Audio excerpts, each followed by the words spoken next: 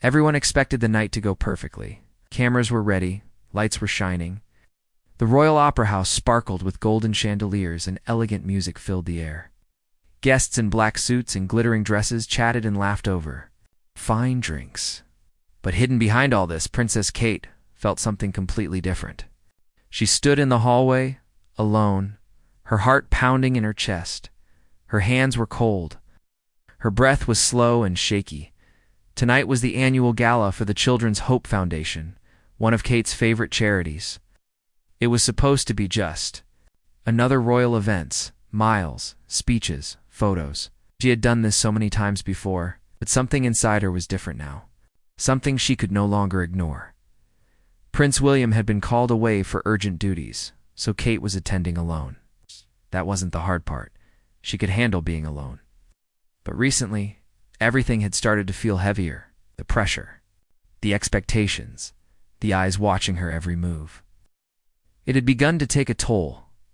Everyone saw the princess, but very few saw the person beneath. She wore a long emerald green gown that sparkled gently under the lights. Her earrings were simple, diamonds worn by Princess Diana. Her hair was soft and neat. To the world, she looked perfect. But when Kate looked in the mirror before leaving Kensington Palace, she didn't feel beautiful or confident. She saw tired eyes, a forced smile. A woman who was trying too hard to hold everything together. On the way to the event, Kate sat quietly in the back of the royal car. Outside the window, London was alive, people heading home, laughing, walking, living. Kate watched them and wondered how it might feel to be unknown, to have a bad day and not end up in newspapers, to cry without someone snapping a photo.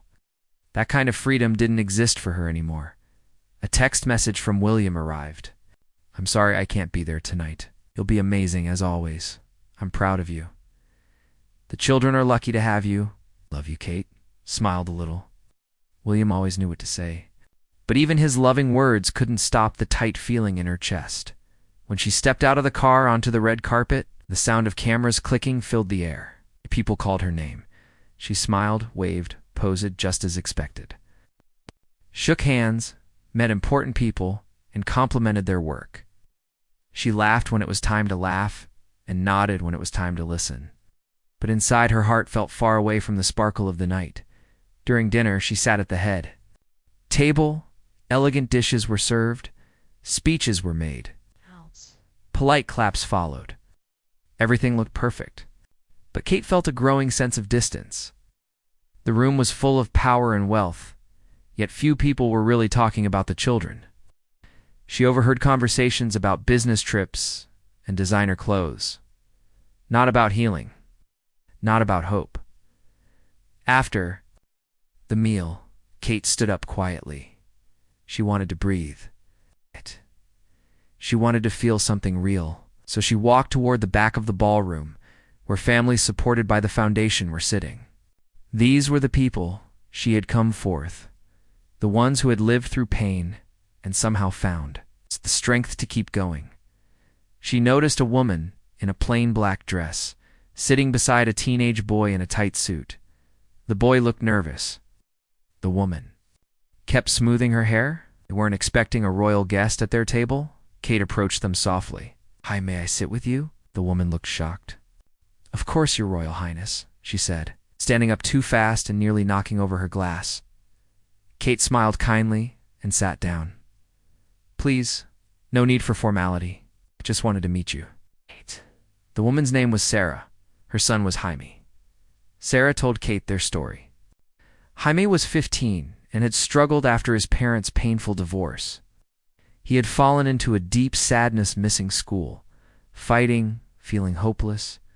She tried everything to help, but nothing worked. Then she found the Children's Hope Foundation. They didn't just treat him like a problem, Sarah said. They listened. They helped him speak. They gave him space to feel. As Sarah spoke, Kate felt her throat tighten. She looked at Jaime. The boy had been quiet, but then he looked straight at her and said softly, "You look sad tonight. You okay?" Kate froze. No one ever asked her that, not like that. She looked at the boy and saw something in his eyes. Truth. care and innocence. It's no pretending. I'm having a hard night, she said gently. Her voice trembled. But thank you for asking. At that moment felt like a spark. A small truth shared between two strangers. And it would change everything. That happened next. The room was full of noise and light, but inside Kate's heart, everything felt still. The words of that teenage boy, Jaime, stayed in her mind. You look sad tonight. Are you okay? No reporter, no official, no friend had asked her that. So honestly, in a long time, she had expected the night to be about smiling and speeches, but now everything felt different. Her thoughts were spinning. Her carefully written speech folded neatly in her bag suddenly felt wrong, as Kate sat with Jaime and his mother, Sarah. She listened closely. They told her about fear, about healing, about hope. They didn't use fancy words or try to impress her. They just spoke from the heart. Jaime's story was not just sad, it was brave. He had suffered, but he had also grown stronger. He had learned to speak, to ask for help, and to share what he had been through. Other people at the table started sharing too. An older man spoke about his granddaughter who had finally smiled again after years of pain. A young woman named Lisa told Kate that the foundation had helped her get a job after aging out of foster care. Every story was real, raw, human, and Kate felt something stirred deep inside her. She had spent most of her royal life giving speeches, nice words, kind words, important words. Tonight, after hearing these families speak with such truth, her speech felt empty, too clean, too planned. What she had written didn't match the feeling in the room. It didn't match the deep lessons she had just learned. Kate looked around the ballroom. The wealthy donors were laughing and chatting with glasses in hand. The important people were talking about their businesses. Few of them seemed to be listening to the families in the back. She stood up quietly and walked away from the table, her heart beating faster. Margaret Thompson, the founder of the Children's Hope Foundation, noticed her and walked over. Your Royal Highness, Margaret said softly, is everything all right? Kate nodded slowly, then looked Margaret in the eyes. I want to ask you something. Would it be okay if I changed my speech tonight? Margaret blinked, surprised. Of course, if that's what you want. May I ask why? Kate took a deep breath. I had a nice speech prepared. But after hearing these families speak, I don't think it's the right one anymore. I want to speak from the heart. I want to tell people what I really learned tonight. Margaret smiled gently and placed a hand on Kate's arm. Sometimes the best speeches are the ones that aren't written down. I think the audience will feel the truth in your words. Kate gave a small, nervous smile. She was afraid, but also ready. This would be the first time in years that she spoke without a script. No notes, no carefully prepared message. Only her heart, as the lights dimmed and the final dinner plates were cleared away. Margaret walked up to the stage to make the introduction. Ladies and gentlemen, she began tonight. You've heard many powerful stories. Now it is my great honor to invite someone who has spent years fighting for children's health and happiness. Please welcome Her Royal Highness, the Princess of Wales. The applause was loud and cheerful. Kate stood and walked slowly toward the stage. Her green gown shimmered under the lights. Her hands were trembling. She wasn't sure if she could do this, but she had to try. She stepped up to the microphone, looked out at the crowd, and paused. She saw the faces of donors, staff, and families. And in the front row, she saw Jaime and Sarah watching her with quiet encouragement. Thank you for being here tonight, Kate began, her voice a little shaky. I had written a speech for this evening, but after meeting some of you, I realized that what I wrote was not what I truly needed to say. There was silence in the hall. I came here thinking I was here to help raise money for a good cause. And yes, that is important. But tonight has shown me that this event is not just about money. It's about people. Real people. Brave people. Her voice grew stronger with each word. I met a young boy tonight who reminded me that it's okay to not be okay. I spoke with parents who taught me what love and strength really mean. And I listened to stories that showed me the true power of healing. Kate paused. The ballroom was completely quiet now. These families are not here to ask for pity. Are here to show us what courage looks like. and I am honored to have listened." She felt her heart open as she spoke, and the crowd, still and silent, listened not because she was a princess, but because they believed her. Something rare and beautiful had just begun. For a long moment, there was no sound in the grand ballroom. Not a single fork clinked against a plate. Not one whisper passed through the room. Everyone was quiet, not because they had been told to be, but because they were listening. Truly, listening. Something about the way Kate spoke held the whole hall still. She stood at the podium in her green gown, her voice soft but steady. There were no notes in her hands, no royal script, just a woman speaking from the heart. And that made all the difference. "I have spent many evenings like this," Kate said, her eyes sweeping the room. "I've stood at podiums, read speeches, and spoken about the importance of helping others. But tonight is different." She paused again, letting her words settle into the quiet. "Tonight. I sat with families who have lived through pain most of us can't imagine. I heard from a young boy named Jaime, who taught me something I've never said out loud, that sometimes I feel overwhelmed too, that sometimes even I need help." Gasps weren't heard, but the change in the air was clear. People leaned forward in their chairs. This was not the polished, perfect royal they had expected. This was something real. "In this job," she continued, "we often try to appear strong. We wear beautiful clothes. We smile, even when we're tired. We speak, even when we feel quiet inside. But tonight, I was reminded that real strength is honesty." In the front row, Jaime looked up at her, high-eyed. His mother, Sarah, was wiping her eyes with a tissue. They hadn't expected their story to be shared. But now, it was being told with honor. Kate's voice trembled slightly, but she didn't stop. "These children are not broken," she said, her voice growing stronger. "They are brave. They are learning to heal, to hope, and to speak. And they've taught me that we must do the same." Some people in the audience looked down at their hands, deep in thought. Others nodded, tears in their eyes. Even a few business leaders who had come expecting only a polite dinner found themselves touched by something they hadn't felt in years. Kate took another deep breath. This foundation doesn't just offer therapy or shelter. It offers something more rare: understanding. It gives children the message that they are not alone, that asking for help is not weakness. It is the first step toward healing. Behind her, the golden lights of the ballroom shimmered. But the brightness in the room seemed to come from her words. "I want to say this clearly," Kate said, her voice calm and sure. "If a 15-year-old boy can teach a princess to speak her truth, then all of us can learn something tonight. And we must listen not just with our ears, but with our hearts." The room was still quiet, but it was no longer a stiff silence. It was full of emotion, full of warmth, silence born from connection. Just then, something unexpected happened. At the royal table, the Monarch, an older man known for his strong presence and composed nature, stood slowly, didn't say a word, didn't clap. He simply stood in silence, his eyes on Kate. The whole room followed his gaze. Kate, not expecting it, gently lowered her head in a small, respectful bow. And in that quiet moment, something unspoken passed between them. It was not about titles. It was not about power. It was about truth. And that truth had moved even the monarch. People in the room began to rise to their feet.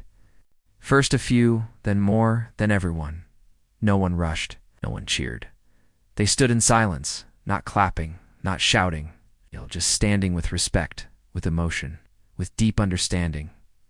Kate stood quietly, her head still slightly lowered, her hands folded in front of her. She wasn't smiling. She wasn't pretending.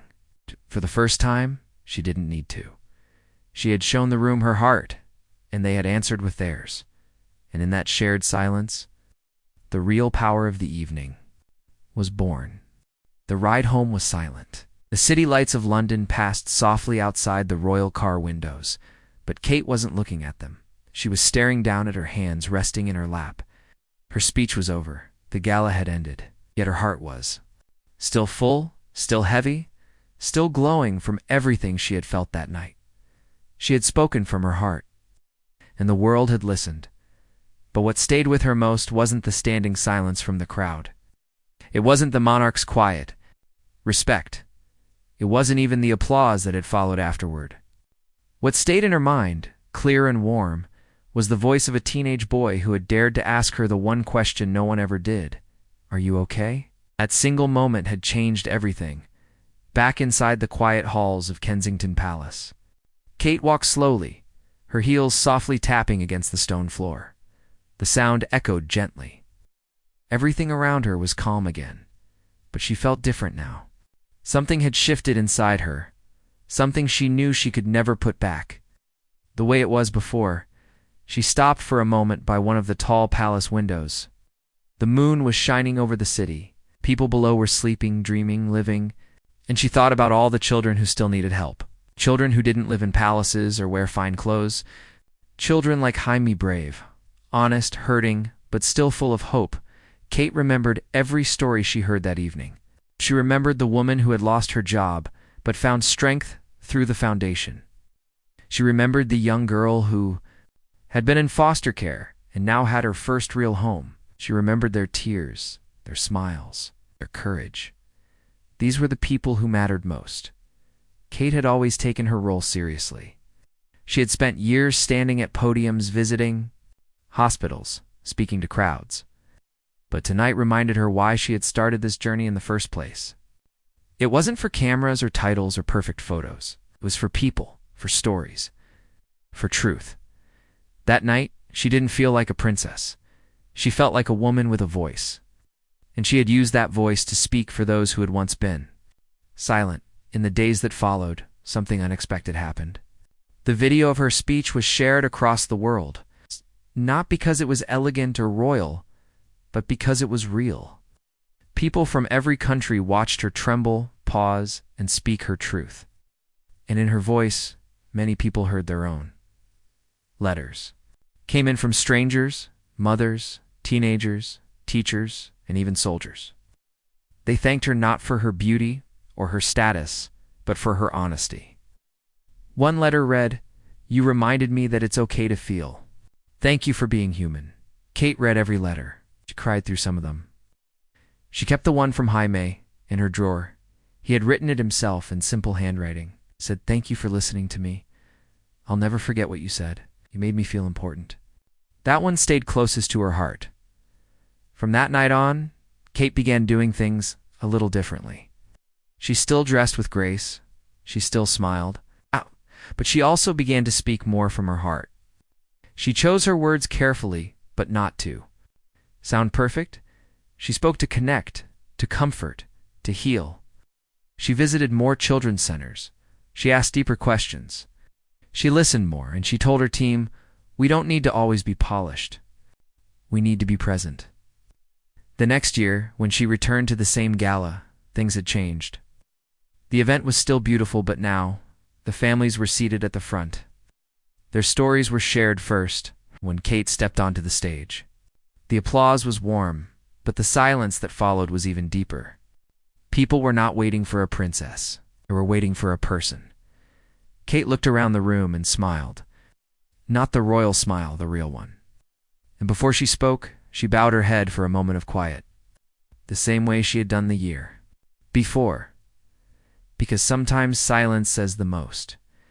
And on that night, just like the one before, everyone, donors, workers, even the monarch himself stood still, not in duty, but in deep respect. Kate Middleton had done many royal things in her life. But on one unforgettable night, by speaking with honesty and bowing in truth, she became something far greater. She became a voice for the voiceless. And in that silent bow, she reminded the world that true royalty is not found in crowns or titles, but in courage, compassion, and connection.